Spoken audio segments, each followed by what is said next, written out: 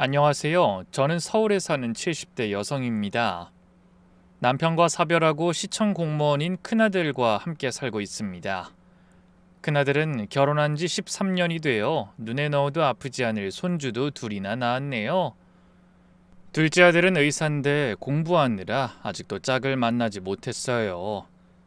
둘째가 부디 좋은 사람 만나 하루빨리 가정을 꾸리는 게 요즘 들어 저의 가장 큰 소원입니다. 이런 제가 오늘 용기 내어 사연을 쓰게 된 이유는 많은 분께 꼭 전하고 싶은 이야기가 있기 때문입니다.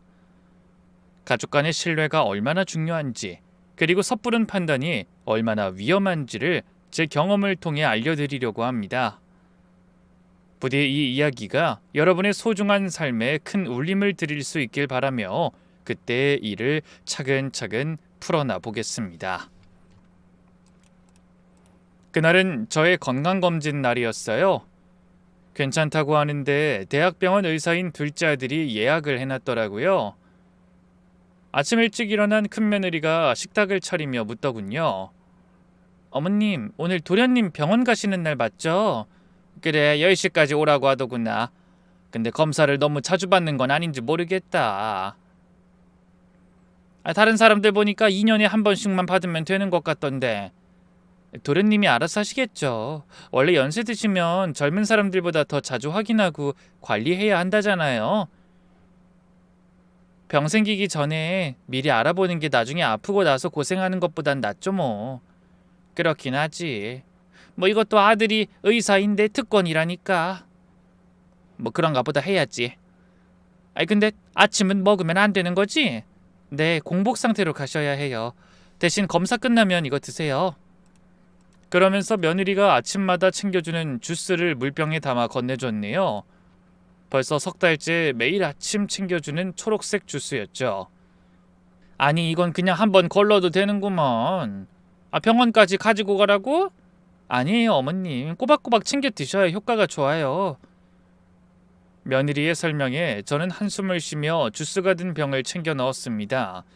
그리고 병원에 도착해서 여러 가지 검사를 받았어요. 피검사, 엑스레이, 초음파. 나이가 들수록 검사 항목도 많아지는 것 같았습니다. 모든 검사를 마치고 드디어 둘째 아들의 진료실로 들어갔어요. 엄마, 검사 다 받으셨어요? 힘드셨죠? 아들이 반갑게 맞아줬습니다. 의사 가운을 입은 모습이 새삼 대견하더군요. 괜찮아. 이제 결과 나왔니? 피검사도 2시간이면 나온다고 하던데. 네, 잠시만요. 아들이 컴퓨터 화면을 보며 검사 결과를 확인하기 시작했습니다. 그런데 갑자기 표정이 굳어지더니 화면을 바짝 들여다보더라고요.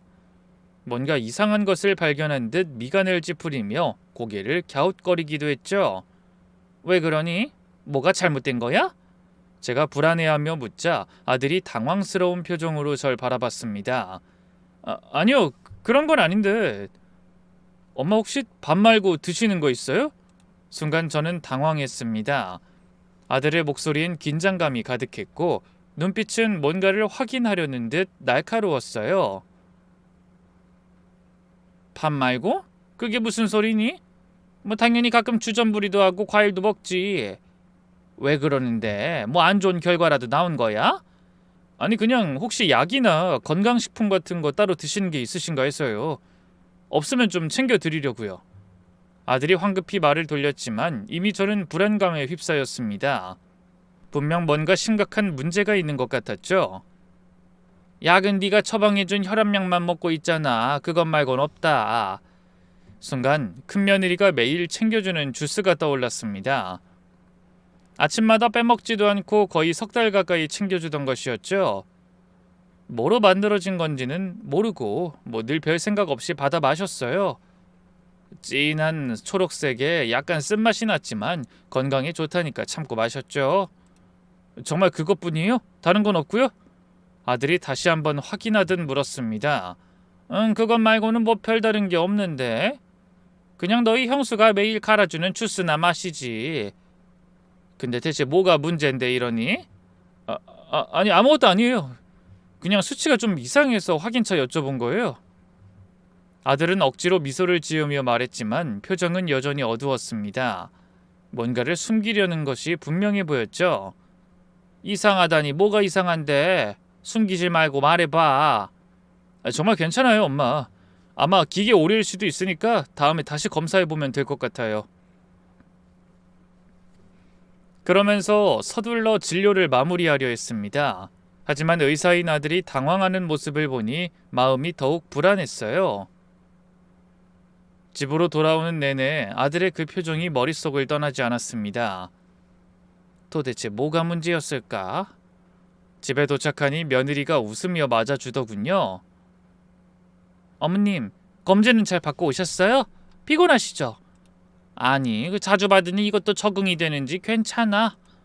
점심 준비해뒀으니 드시고 좀 쉬세요. 아, 그리고 이거요. 며느리가 또다시 그 초록색 주스를 내밀었습니다. 평소 같으면 그냥 받아 마셨을 텐데 그날은 왠지 선뜻 손이 가지 않더군요. 아니, 아까도 네가 싸준 거 마셨는데 이거 너무 자주 마시는 거 아니니? 하루에 한 잔만 마셨으면 좋겠는데. 에이, 원래 하루 3번은 꼭 챙겨 드셔야 효과가 있다니까요. 특히 오늘처럼 힘들게 외출하고 돌아오신 날은 꼭 드셔야 해요. 며느리의 말에 저는 주스를 받아들었습니다. 그런데 문득 도대체 그 주스는 뭐로 만든 건지 궁금한 생각이 들더라고요.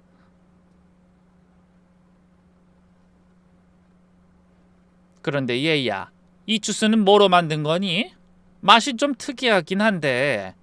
그런 제 물음에 며느리가 잠시 멈칫하는 게 보였습니다. 아, 그냥 여러 가지 채소랑 과일 갈아서 만든 거예요. 건강에 좋은 것들로만 넣었어요. 며느리의 대답은 언제나 그랬듯이 애매했습니다. 구체적으로 뭐가 들어갔는지는 절대 말해주지 않았죠. 정확히 뭐가 들어간 건데? 뭐 케일? 시금치? 네, 뭐 그런 것들도 들어가고 여러 가지예요. 어머님, 일단 드세요. 공기 중에 오래 노출되면 영양소가 파괴된대요. 며느리가 재촉해서 저는 마지못해 주스를 입에 댔습니다. 그런데 이상했어요. 제가 주스를 다 마실 때까지 며느리가 그 자리에 서서 지켜보고 있더라고요. 왜 보고 있니? 내가 이거 다 마실 때까지 거기 서 있을 거니? 아, 죄송해요. 그냥 잘 드시나 확인하려고. 그럼 저 주방에 있을게요. 다 드시면 컵 좀 가져다 주세요. 며느린 당황하며 몸을 돌려 주방으로 갔지만 그런 행동이 왠지 거슬렸습니다. 마치 제가 주스를 버릴까봐 감시하는 것 같은 생각이 들었거든요. 그날 저녁 큰아들이 퇴근하고 집에 돌아왔습니다. 헌데 평소보다 표정이 어두워 보였어요. 엄마, 오늘 둘째네 병원 다녀오셨죠? 검진 받고 불편한 곳은 없으세요? 없어. 근데 너 혹시 둘째랑 통화해봤니? 내 검사 결과에 뭐가 안 좋은 거라도 있다니? 아니요, 그런 말 안 하던데요. 뭐 별거 없으니까 말이 없겠죠? 큰아들도 괜히 얼버무리는 느낌이 들었어요. 그때 며느리가 다가와 아들에게 뭔가 눈짓을 보냈습니다. 두 사람이 입을 열진 않았지만 주고받는 눈빛이 심상치 않은 게 느껴지더라고요. 그날 밤 저는 잠을 이룰 수가 없었습니다. 자꾸만 낮에 있었던 일들이 머릿속을 맴돌았거든요. 둘째 아들의 당황하는 표정, 며느리의 감시하는 듯한 행동, 그리고 그 정체 모를 초록색 주스. 며느리가 건강에 좋다며 갑자기 그 주스를 만들어주기 시작한 날을 떠올려 봤어요. 처음엔 고마운 마음에 아무 생각 없이 마셨는데 이제 와서 생각해보니 이상한 점이 한두 개가 아니었습니다. 첫째, 며느린 절대 그 주스의 정확한 재료를 알려주지 않았어요. 물어볼 때마다 건강에 좋은 것들이라고만 했지 구체적인 답은 피했죠. 둘째, 제가 주스를 안 마시려고 하면 꼭 끝까지 설득해서 마시게 했습니다. 때로는 제가 다 마실 때까지 옆에서 지켜보기도 했고요. 셋째, 그 주스를 마시기 시작한 이후로 몸이 예전 같지 않았습니다. 물론 나이가 들어서 그런 걸 수도 있지만 유독 피로감이 심해지고 소화도 안 되는 것 같았거든요.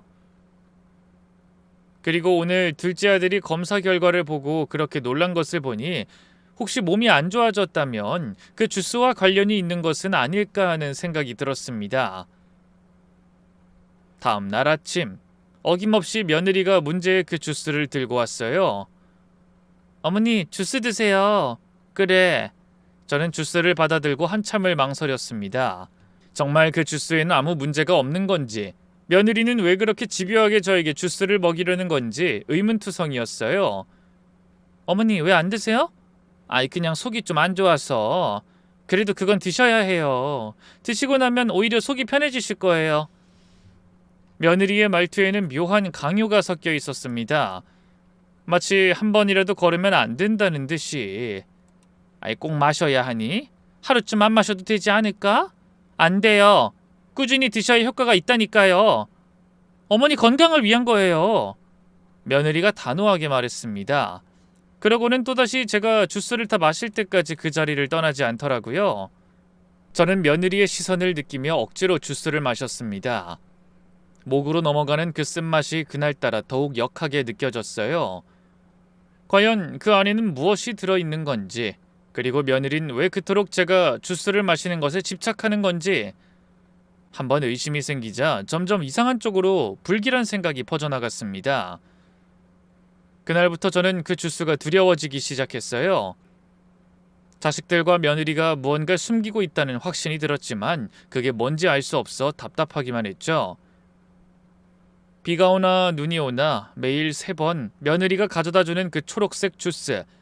겉으론 건강을 위한 것처럼 보이지만 그 속에는 분명 뭔가 다른 의도가 숨어 있는 것 같았습니다. 도대체 며느린 저에게 무엇을 먹이고 있는 걸까요? 며칠 뒤 저는 오랜 친구인 미자를 만나러 나갔습니다. 동네 찻집에서 만난 고향 친구도 역시 아들 내외와 함께 살고 있었어요. 화자야 오랜만이네. 근데 얼굴이 왜 이렇게 수척해 보여? 친구가 절 보자마자 걱정스러운 표정으로 물었습니다. 그러게 요즘 괜히 하는 일도 없이 피곤하고 몸이 무겁고 그러네. 혹시 무슨 일 있어? 표정이 영 안 좋은데. 친구의 물음에 저는 잠시 망설였습니다. 가족 일을 남에게 털어놓는 것이 조심스러웠지만 너무 답답해서 견딜 수가 없었어요. 아니 사실은 우리 며느리 때문에 좀 신경이 쓰여서. 며느리? 왜? 무슨 일인데? 저는 그동안 있었던 일들을 친구에게 털어놨습니다. 3개월 전부터 며느리가 매일 챙겨주는 정체 모를 주스, 둘째 아들이 검사 결과를 보고 당황했던 일, 그리고 며느리가 제가 주스를 다 마실 때까지 지켜보는 것까지요. 친구는 제 이야기를 듣더니 눈을 크게 뜨며 놀랐습니다.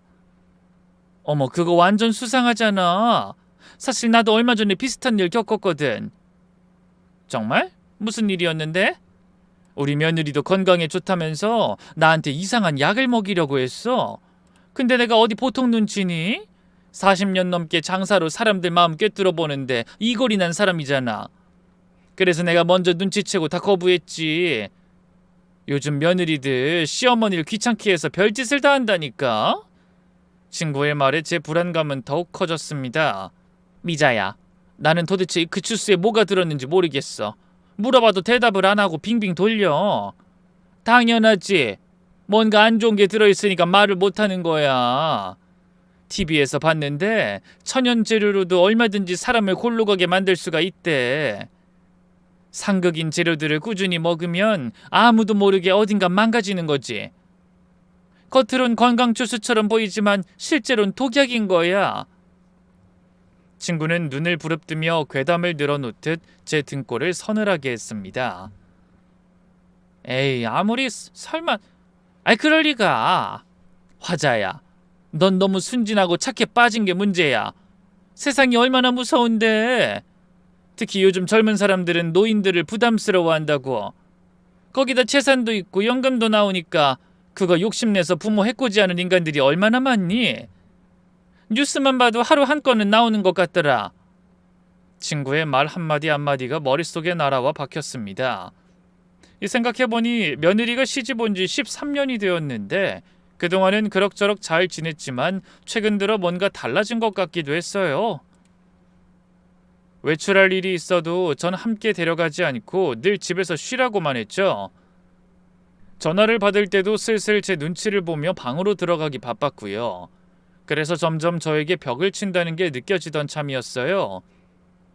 우리 며느리가 그래도 그럴 사람은 아닌 것 같은데. 다들 그렇게 생각하다가 당하는 거야. 내 친구 중에도 며느리한테 속아서 재산 다 날린 사람 있다.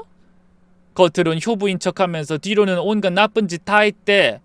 뭐? 아니 아들은 뭐하고 있고 지 마누라 단속 안 했어? 단속은 무슨, 요즘 아들들이 허수아비지 어디 자식 노릇 하는 줄 아니? 지 마누라 베갯머리 송사에 휘둘려서 뭐 같이 부모 뒤통수는 안 치면 양반이지. 집으로 돌아오는 길 저는 친구의 말을 곱씹으며 깊은 생각에 빠졌습니다. 정말 우리 며느리도 나한테 해로운 걸 먹이고 있는 걸까? 그렇다면 목적은 뭐야? 하지만 아무리 생각해도 딱히 생각나는 게 없었어요. 큰아들은 건실한 공무원이었고 제가 무슨 대단한 자산을 가진 재력가도 아니었거든요. 그때 놀라서 질문을 던지는 저에게 우습다는 듯 친구가 했던 또 다른 말이 떠올랐습니다. 아이, 그것도 다 재산 있는 사람들 얘기 아니니? 나 같은 빈털터리 노인네 없어져 봐야 뭐 남는 것도 없는데? 모르는 소리.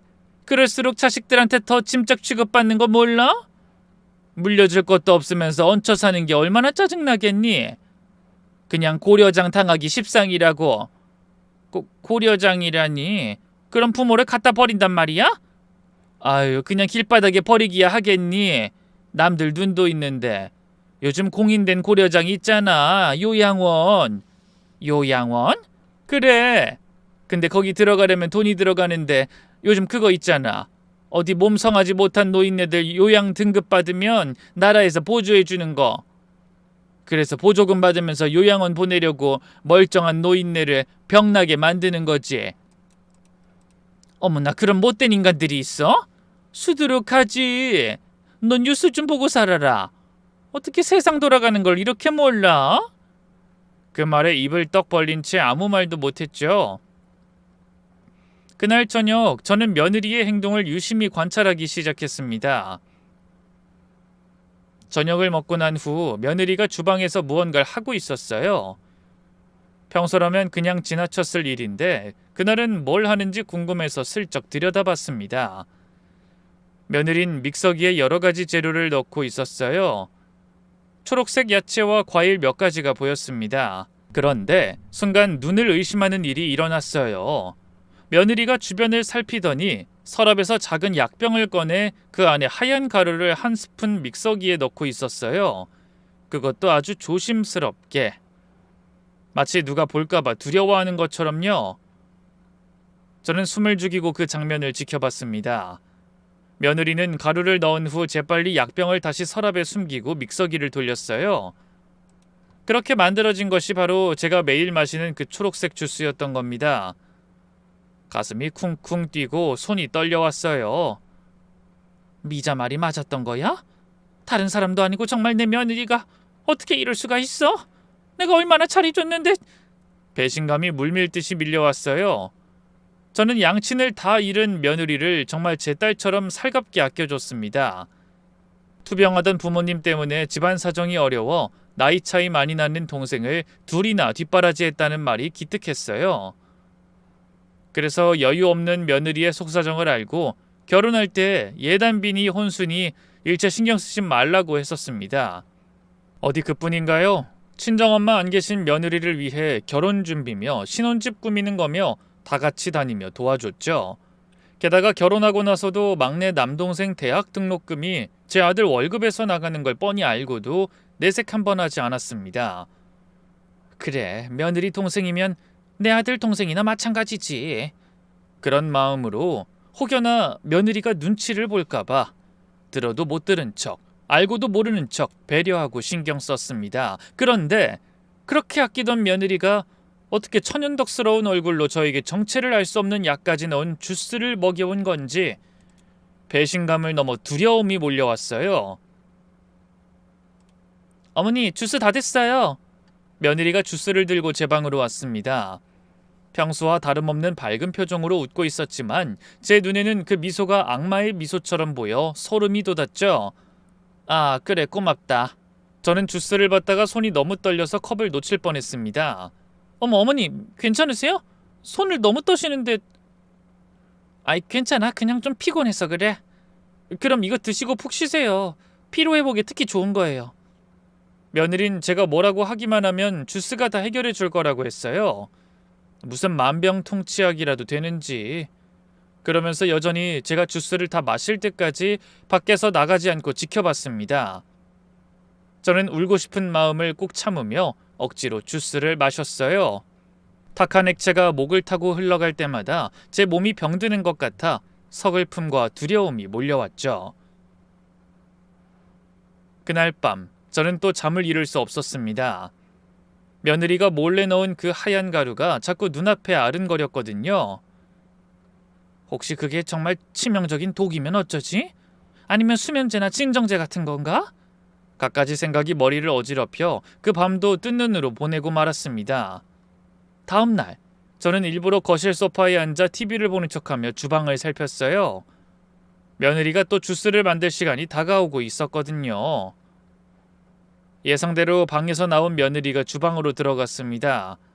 저는 TV 소리를 크게 틀어놓고 슬금슬금 주방 쪽으로 다가갔어요. 슬쩍 들여다보니 며느리가 또다시 그 약병을 꺼내고 있었네요. 이번엔 약병을 좀 더 자세히 볼 수 있었습니다. 겉에 영어로 뭔가 쓰여 있었는데 멀어서 정확히 보이진 않았어요. 며느린 신중하게 그 안에 가루를 덜어내 믹서기에 넣었습니다. 그때였어요. 아들이 갑자기 기척도 없이 주방으로 들어왔습니다. 여보 뭐해? 며느리가 깜짝 놀라며 당황하는 것 같더군요. 저는 마치 아들이 절 구하러 온 구세주처럼 느껴져 눈물이 날 뻔했습니다.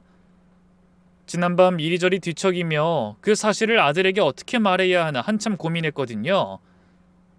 며느리의 만행을 아들에게 알리긴 해야겠는데 어디부터 어떻게 시작해야 할지 모르겠고 저도 믿기지 않는 얘기를 아들이 믿어줄지도 걱정됐어요. 하지만 아들이 직접 그 약병의 실체를 알게 된다면 제가 말하지 않아도 아들이 알아서 며느리를 응징하고 저를 구해줄 거라고 생각했죠. 그런데 그 뒤에 이어진 두 사람의 대화는 저를 절망에 빠지게 만들었습니다. 깜짝 놀랐잖아. 어머님 주스 만들고 있었어요. 그래? 어머님은 의심 안 하고 잘 드시고 계셔? 저기서 쓴맛 나진 않나?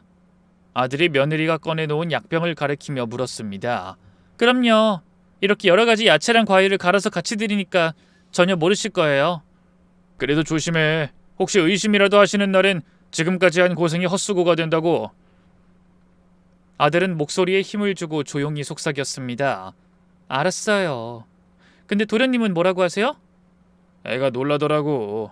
지난번 검사 결과 보더니 이젠 아예 우리 쪽으로 넘어온 것 같아. 처음엔 절대 안 된다고 그렇게 반대하더니 지도 결국 어쩔 수 없는 거지. 어머나 그래요? 드디어 뭔가 변화가 나타나는 건가? 그런 말을 하는 며느리의 얼굴에서 사악한 기쁨이 흘러넘치는 게 느껴졌습니다. 저는 두 사람의 말을 듣다 다리에 힘이 풀려 하마터면 주저앉을 뻔했어요. 제가 마지막 희망이라고 생각했던 아들조차 며느리와 한패였던 겁니다. 아니 어쩌면 의사인 둘째 아들까지. 저에게 무언가를 꽁꽁 숨긴 채 자기들끼리 몹쓸 모의를 하고 있는 게 틀림없다는 생각이 들었죠. 그때 며느리가 아들에게 가까이 다가가 소곤거렸어요. 거실에서는 멀어서 정확히 들을 수 없었지만 분명 무언가 중요한 이야기를 나누는 것 같더라고요. 그래 그렇게 하자. 절대 어머니가 알면 안 돼. 아들의 말에 며느리가 결의에 찬 표정으로 고개를 끄덕이며 말했어요. 걱정하지 말아요. 내가 알아서 잘할게요. 두 사람의 대화를 듣고 나니 심장이 두근거리다 못해 터질 지경이었습니다. 분명히 저에게 무언가를 숨기고 있는 것도 모자라 작당 모의를 하는 것 같았네요. 앞으로 두려움이 몰려와 그 집에서 사는 어떤 음식에도 손을 댈 수 없을 것 같았어요. 하지만 뭘 어떻게 해야 할지 모르겠더라고요. 그래서 덜덜 떨리는 다리를 간신히 끌어 조심스럽게 거실로 돌아와 아무렇지 않은 척 TV를 봤습니다. 잠시 후 며느리가 또 그 망할 주스를 들고 왔어요. 어머니 주스요. 아 그래.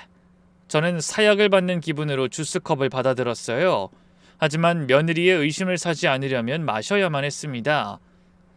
저는 천천히 주스를 마시며 며느리의 표정을 살폈어요.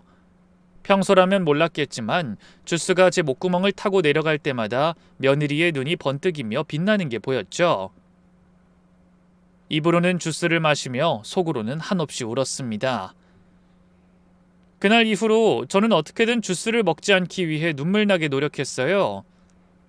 며느리가 주는 주스를 마시는 척하면서 몰래 화분에 버리기도 하고 삼키지 않고 있다가 화장실에 가서 뱉어내기도 했습니다.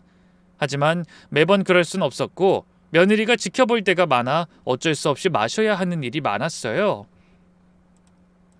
그러다 제 의심이 확신으로 변하는 사건이 일어났습니다. 아들과 며느리가 꾸미는 일의 중심에 제가 매일 마시는 그 주스가 있다는 것을 분명하게 확인하는 대화를 듣게 된 겁니다. 어느 날 밤 화장실에 다녀오다 아들과 며느리가 잠들지 않고 속삭이는 소리를 듣게 됐죠. 먼저 아들의 목소리가 들렸어요. 언제까지 이렇게 해야 해? 조금만 더 기다려봐요. 이제 얼마 안 남았어요. 그래도 엄마한테 계속 거짓말하는 게 새삼스럽게 왜 이래요? 나 혼자 좋자고 이러는 거 아니잖아요. 자꾸 이렇게 약한 소리 할 거예요? 며느리는 화가 잔뜩 난 목소리로 아들을 다그치고 있었어요. 역시 마누라 치마 폭에 쌓여 이리저리 휘둘리는 게 친구가 말한 아들들의 모습과 다를 바 없었습니다. 다른 자식도 아니고 내 아들까지 저럴 줄은 몰랐어. 전 가슴이 미어져 눈물을 뚝뚝 흘리며 방으로 들어왔습니다. 아무리 생각해도 그대로 당하기만 할 수는 없다는 생각이 들었어요. 하지만 뭔가 증거가 필요했죠. 그 주스의 정체를 밝히는 게 먼저였네요. 친구의 말처럼 요즘 세상에는 가족도 믿을 수 없는 일들이 일어나고 있었습니다. 설마 했던 일이 제게도 일어나고 있는 것 같아 두렵고 슬펐죠. 하지만 울고만 있을 순 없었어요. 그때 저를 지킬 수 있는 건 저 자신밖에 없었으니까요. 다음 날 아침, 저는 중대한 결심을 했습니다. 며느리가 마트에 간다고 외출하고 난 후 조심스럽게 주방으로 들어갔죠. 그리고 약병을 숨겼던 서랍을 열어봤지만 아무것도 없었네요. 아마 다른 곳에 숨겨놓은 모양이었습니다. 하지만 전 당황하지도 포기하지도 않았어요. 냉장고와 싱크대를 살피고 다용도실까지 꼼꼼히 찾아봤습니다. 하지만 그 수상한 약병은 어디에도 보이지 않았네요. 얘가 이걸 어디다 숨겨놓은 거지? 저는 잠시 망설이다 결국 며느리 방으로 들어가 봤어요. 남의 방을 뒤진다는 것이 떳떳하진 못했지만 제 목숨이 달린 문제일 수도 있어 망설일 이유가 없더군요. 하지만 화장대 서랍을 열어보니 화장품들만 가득했고 옷장을 뒤져봐도 특별한 것은 없었습니다. 실망하고 돌아서려는 순간 침대 밑에 있는 작은 상자가 보였어요. 얼른 끌어내 상자를 열어보니 그 안에는 여러 개의 약병들이 들어있었습니다. 제가 어제 본 것과 비슷한 약병들이었죠. 영어로 뭔가 쓰여 있었는데 제 영어 실력으로는 정확히 무엇인지 알 수 없었습니다. 그때 현관문 열리는 소리가 들렸죠. 저는 깜짝 놀라 황급히 상자를 제자리에 넣고 방을 나왔습니다. 어머님 어디 계세요? 며느리의 목소리였습니다. 저는 애써 평정심을 유지하며 거실로 나갔어요. 그래 벌써 왔니? 네, 얼른 필요한 것만 사왔어요. 빨리 점심 차려 드릴게요. 그 전에 주스부터 드세요. 그러더니 또 그 주스를 만들기 시작했습니다. 그맘때 저는 믹서기 소리만 들려도 소름이 돋을 지경이었죠. 어머님 여기요. 며느리가 주스를 내밀었습니다. 저는 잠시 망설이다가 물었네요. 얘야, 정말 이 주스엔 뭐가 들어간 건지 정확히 좀 말해다오. 내가 요즘 들어 자꾸 몸이 이상한 것 같아. 이 주스를 먹기 전엔 안 그랬거든? 너는 좋은 뜻으로 만들어주는 것 같은데 나한테 안 맞는 재료가 들어갈 수도 있잖니. 몸이 이상하다고요? 어디가 어떻게 불편하세요? 며느리가 걱정스러운 표정을 지었지만 그것마저 연기라는 걸 전 알 수 있었어요. 자신의 노력이 빛을 발한다고 생각해 설레는 마음을 억지로 감추는 것 같았죠. 그냥 피곤하고 소화도 안 되고. 그건 날씨 때문일 거예요. 환절기라 다들 그래요. 그래도 이 주스는 꼭 드셔야 해요. 면역력 강화에 도움이 되거든요. 며느리는 여전히 얼렁뚱땅 넘어가려고 했습니다. 더 이상 참을 수가 없었어요. 나 이거 안 마시련다. 뭐가 들었는지도 모르는 걸 어떻게 계속 마셔? 어머님, 제가 어머님께 해로운 걸 드릴 리가 있겠어요? 정말 건강에 좋은 거예요. 그럼 왜 뭐가 들었는지 말을 안 해? 그리고 왜 꼭 내가 다 마실 때까지 지켜봐야 하는 거냐? 제가 따지듯 묻자 며느리가 당황하는 기색이 역력했습니다. 그건 어머님이 잘 안 드시려고 하셔서 건강을 위해서는 꾸준히 드셔야 하니까요. 됐다. 오늘은 안 마실 거야. 저는 단호하게 말하고 자리에서 일어났습니다. 그러자 며느리가 제 팔을 잡았어요. 어머님 제발요. 꼭 드셔야 해요. 이 주스 정말 중요해요. 며느리의 간절한 모습에 오히려 의심이 더 커졌습니다.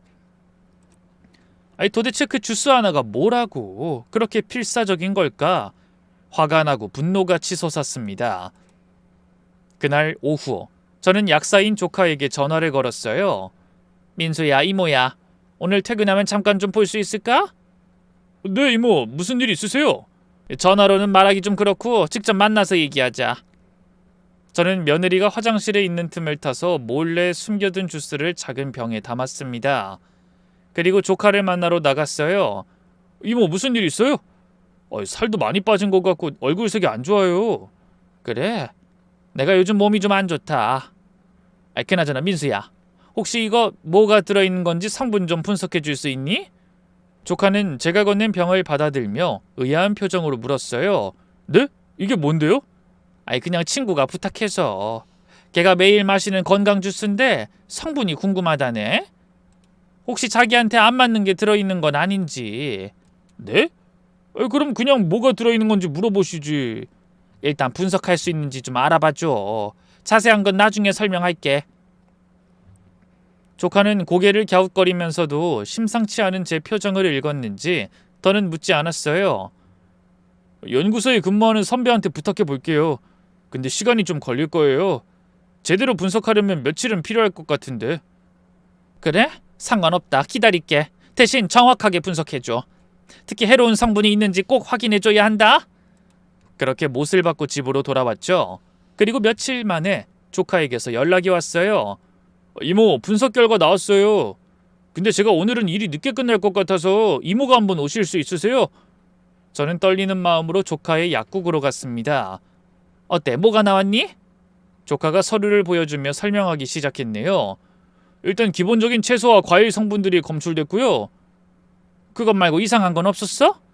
그게 좀 특이한 성분들이 몇 가지 있긴 한데요. 정확히 뭔진 더 세밀한 검사가 필요할 것 같아요. 특이한 성분이라니? 뭔가 해로운 거니? 그건 아직 확실하지 않은가 봐요. 하지만 조카가 말끝을 흐렸습니다. 하지만 뭐? 말해봐! 이런 성분 조합은 처음 보는 거라 일반적인 건강 주스라고 하기엔 좀 이상하다고 그러더라고요. 심장이 쿵쾅거리기 시작했습니다. 역시 제 의심이 맞았던 거라는 확신이 들었죠. 민수야, 솔직히 말해줘.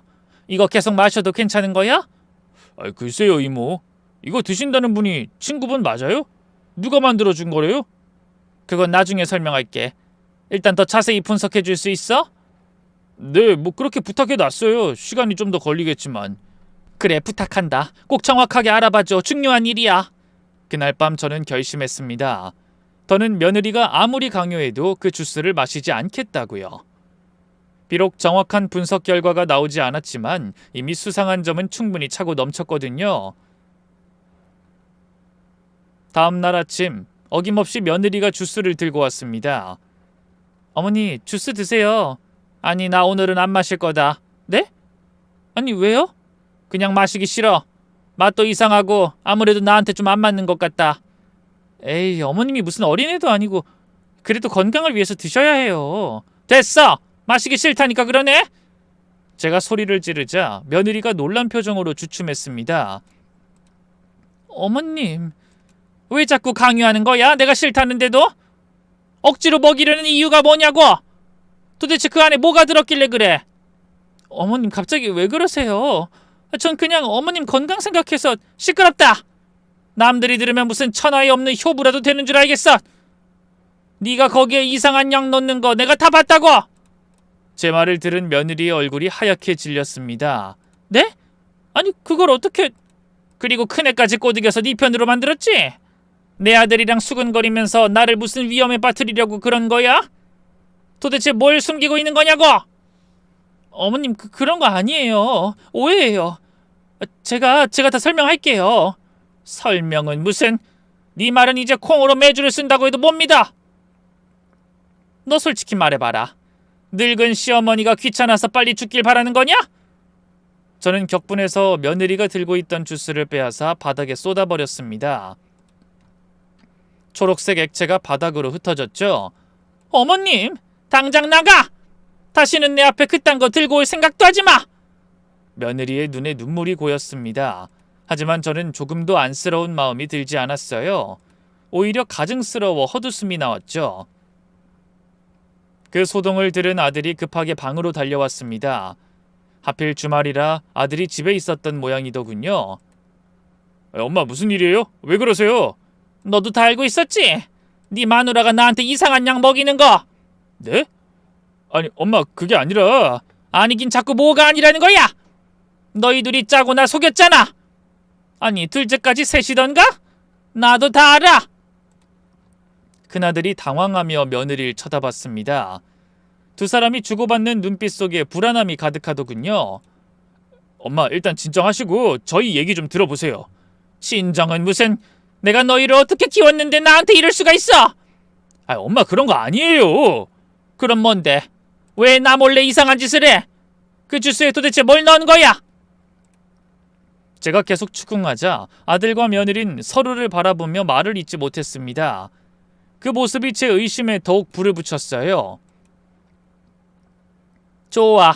너희가 지금 말 안 해도 다 알아낼 수 있어. 이미 그 주스를 분석을 했으니까. 아들과 며느리의 표정이 더욱 창백해졌습니다. 네?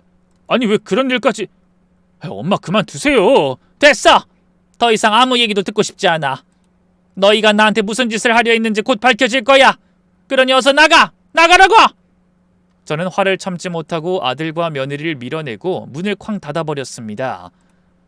열을 내고 몸을 썼더니 숨이 차고 어지럽더군요. 밖에서 아들과 며느리가 뭔가 이야기하는 소리가 들렸지만 듣고 싶지 않아 그냥 이불을 덮고 누워 까무룩 잠이 들었네요. 그날 이후로 저는 며느리와 말도 하지 않았고 아들과도 필요한 대화 외에는 입을 열지 않았습니다. 집안의 분위기는 싸늘하게 얼어붙었고 손주들도 어른들 눈치를 보느라 숨도 제대로 쉬지 못했어요. 며느리도 더 이상 저에게 그 주스를 권하지 않았습니다. 하지만 그게 끝이 아니었어요.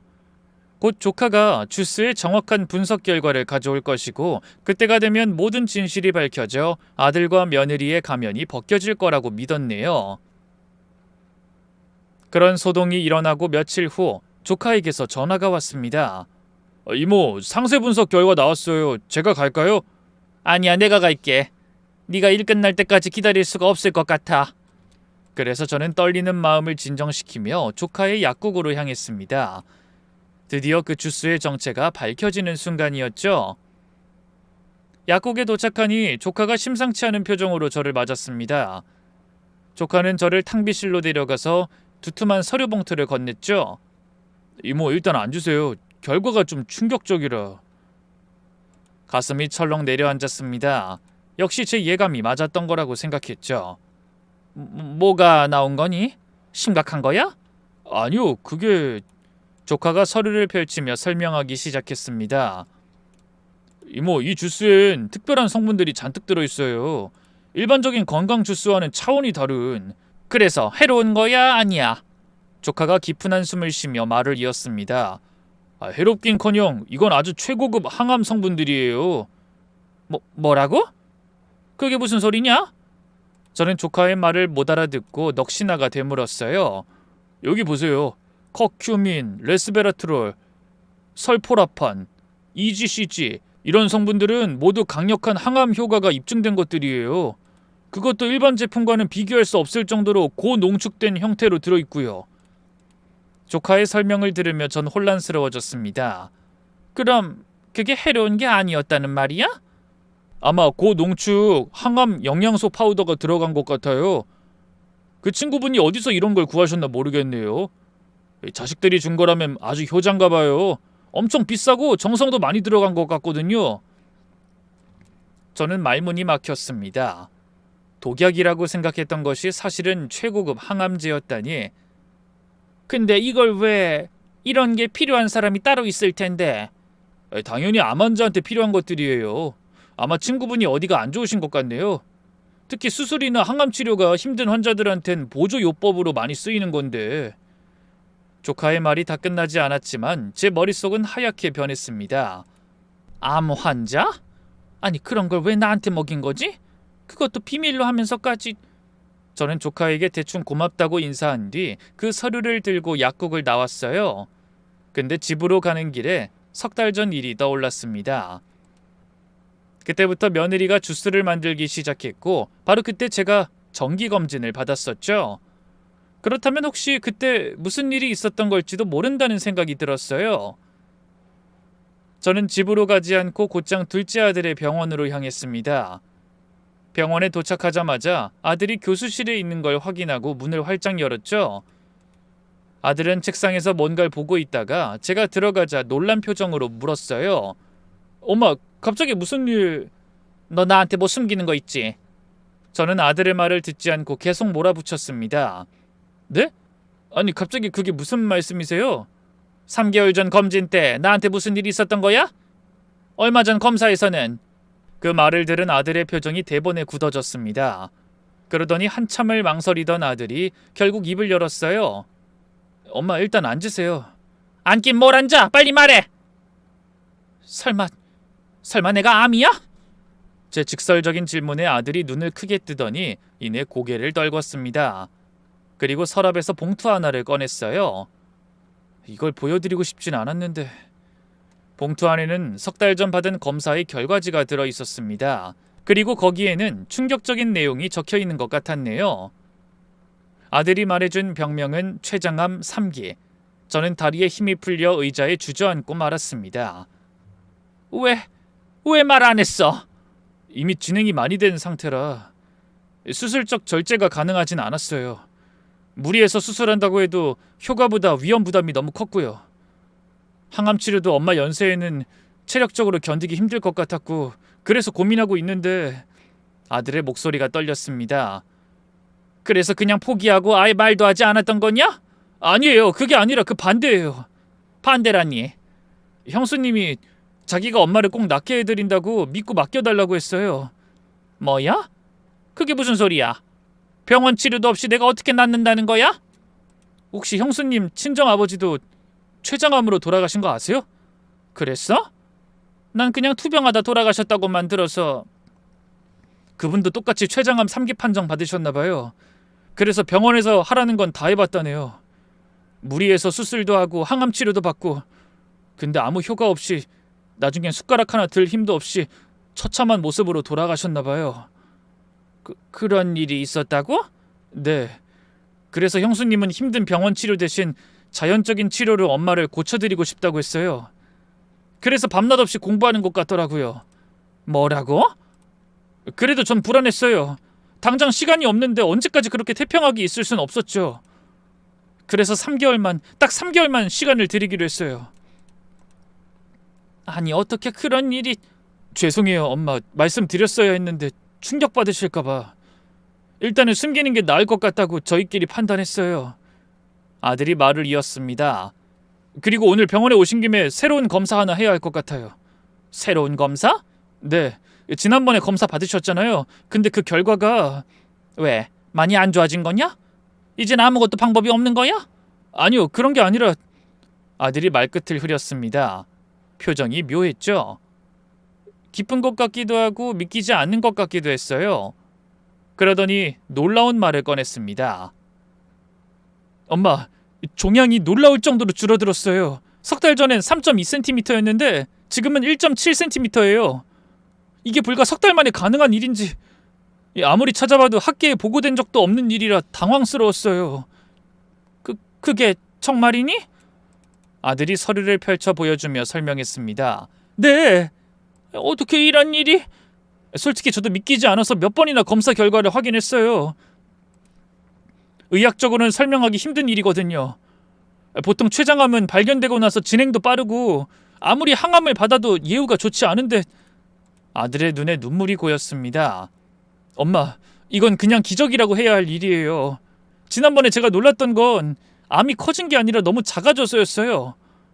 처음엔 검사 오류인 줄 알았다니까요. 아들이 제 손을 잡았습니다. 이제 희망이 보여요. 종양이 작아졌으니 몸 관리 잘해서 항암을 시도해봐도 좋을 것 같아요.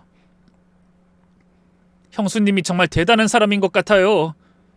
저는 어안이 벙벙한 채로 아들이 안내하는 검사를 한 가지 더 받고 택시를 타고 집으로 향했습니다. 집에 가는 동안 둘째가 제 형과 형수에게 연락한 모양이었어요. 제가 현관에 들어서자 며느리가 서 있더라고요. 얼마나 울었는지 눈이 벌겋게 부어 있었습니다. 어머님 죄송해요. 제가 어머니를 모르시게 하자고 했어요. 죄송합니다. 저는 뭐라고 말해야 할지 몰라 조심스럽게 입을 열었어요. 왜 그런 거냐? 제 말에 며느리가 눈물을 흘리며 말했습니다. 저희 아버지도 췌장암으로 돌아가셨어요. 병원 치료만 믿고 있다가 고통 속에서 가셨죠. 그때 제가 얼마나 후회했는지 몰라요. 며느리의 목소리가 떨렸어요. 그래서 어머님만은 절대 그렇게 보낼 수 없었어요. 밤낮으로 항암에 좋다는 건 뭐든지 찾아봤고 해외 논문도 읽고 자연치료로 완치됐다는 사람들한테서 연락해 자문도 구했어요. 그리고 어머님은 아무것도 모르고 일상생활 하시는 게 좋을 것 같아서 저희 아버지는 본인이 시한부라는 걸 알고부터 정신적으로도 너무 힘들어하셨거든요. 그래서 치료가 더 안 되는 것 같았어요. 그럼 그 주스는 네, 제가 어머님을 위해 특별히 만든 거예요. 매일 새벽에 일어나서 가락시장까지 가서 산 신선한 재료들로 만들었어요. 주말엔 산지에 가서 직접 사오기도 하고요. 지푸라기라도 잡는 심정으로 그렇게 3개월을 보냈어요. 저는 며느리의 말을 듣고 넋을 놓고 말았어요. 제가 그토록 의심하고 미워했던 며느리가 사실은 저를 살리기 위해 엄청난 노력을 했다는 걸 뒤늦게 알게 됐으니까요. 어머님, 절대 포기하시면 안 돼요? 앞으로도 계속 관리만 잘하면... 눈물이 하염없이 흘러내렸습니다. 제가 얼마나 큰 오해를 했는지, 얼마나 못된 시험이었는지 며느리한테 부끄럽고 미안해서 고개를 들 수가 없었어요. 내가 너한테 무슨 짓을 한 거냐? 어머님 괜찮아요. 오해하실 만했어요. 사실 제가 우겨서 시작한 일이지만 초조했어요. 제 잘못된 선택으로 어머님의 귀한 시간을 낭비하게 만든 건 아닐까. 매일 불안하고 무서웠어요. 그래서 더 어머님 마음을 이해하지 못하고 계속 제 방식만 강요했죠. 좀 더 친절하게 주스에 대해서 설명하고 마음을 썼다면 어머님도 덜 불안하셨을 텐데. 죄송해요, 정말. 그러면서 눈물 흘리는 며느리를 제가 안아줬습니다. 서로의 온기를 느끼며 그렇게 저와 며느린 현관 앞에 주저앉아 한참을 울어버렸네요. 그날 밤 모든 사실을 알게 된 큰아들이 조심스럽게 말했습니다. 엄마, 사실 저도 반신반의했어요. 그런 치료가 얼마나 효과가 있을까 싶어서. 하지만 결과가 이렇게 나오니 신기하고 감격스럽더라고요. 근데 그 많은 약들을 어떻게 구한 거니? 가격도 만만치 않았을 텐데. 이 사람이 정말 고생했어요. 해외에 사는 친구한테 직접 부탁하기도 하고 믿을 만한 제품인지 일일이 확인하고 기관에 부탁해서 중금속이나 독성 성분도 다 파악했어요. 그러면서 기준치 용량을 넘기지 않도록 진짜 신경 썼고요. 돈도 많이 들었지만 이 사람이 나중에 후회하지 말자고 해서 금액은 신경 쓰지 않았어요. 둘째도 많이 도와줬고요. 저는 눈물이 맺힌 눈으로 며느리를 돌아봤습니다. 어머님이 건강하신 게 가장 중요하잖아요. 돈은 다시 벌면 되지만 어머님은... 며느리의 말에 또 눈물이 쏟아졌습니다. 그리고 며느리가 들고 있는 주스를 바라봤어요. 매번 신선한 재료를 구해 정성껏 만들어준 주스였죠. 때로는 귀찮아서 미룰 법도 한데 3개월을 한결같이. 미리 만들어두는 법도 없었어요. 항상 그때그때 만들어 가장 신선한 상태를 유지하려고 노력했죠. 모든 오해가 풀리자 그동안 며느리가 얼마나 고생했는지 그제야 느껴지더라고요. 나 이제 이거 매일 열심히 먹으마. 그동안 미안했다. 며느린 환하게 웃으며 주스컵을 건넸습니다. 그 후로 끼니 때마다 또 믹서기 돌아가는 소리가 들렸어요. 하지만 그때부턴 그 소리가 저를 살리는 생명의 소리로 들리더군요. 저는 매일 며느리가 건네주는 주스를 단숨에 마셨습니다.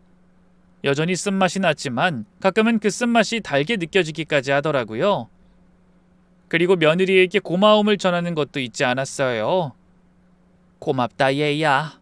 네, 저도 남김없이 잘 드셔주셔서 너무 감사해요. 며느리의 미소를 보며 저는 제가 얼마나 어리석었는지, 얼마나 큰 잘못을 저질렀는지 뼈저리게 깨달았습니다. 그 뒤로도 종종 저는 며느리에게 미안함을 표현했어요. 그럴 때마다 며느리가 제 손을 꼭 잡으며 이렇게 말했죠. 어머니가 건강해진 것만으로도 모든 게 보상돼요. 감사합니다. 그 사건 이후로 저는 며느리가 만들어주는 주스를 늘 감사한 마음으로 마셨고 고부관계도 완전히 회복됐어요. 아니, 이전보다 훨씬 더 가까워졌다고 해야 맞을 것 같네요. 며칠 전에는 가족끼리 조촐한 제 생일 파티도 열었습니다. 할머니, 건강하게 오래오래 사세요. 그래, 고맙다. 할미가 더 힘낼게. 저는 웃으며 손주를 바라본 뒤 촛불을 끄며 소원을 빌었습니다. 이 소중한 가족들과 오래오래 함께할 수 있길 간절히 기도했죠. 아직도 저는 건강을 회복하기 위해 여전히 노력하고 있습니다. 하지만 의사들도 놀랄 정도로 좋아지고 있다고 하더군요. 물론 아직도 암과 싸우고 있는 게 현실이고 얼마 전부턴 항암 치료에 대해 심각하게 고민하기 시작했어요. 하지만 이젠 두렵지 않습니다. 저에게는 헌신적인 며느리와 사랑하는 가족이 있고 그들이 누구보다 저의 건강을 바라며 기도해주고 있으니까요. 그래서 이제는 그 사랑에 보답하기 위해 저 자신을 더 아끼고 건강을 되찾으려 노력하고 있습니다. 요즘 제 일과의 가장 중요한 일은 며느리와 함께하는 산책입니다. 멀지 않은 곳에 숲이 우거진 오솔길이 있거든요. 며느리는 그곳에 저를 매일같이 데려가 황토길을 걷게 하고 좋은 공기를 마시게 합니다.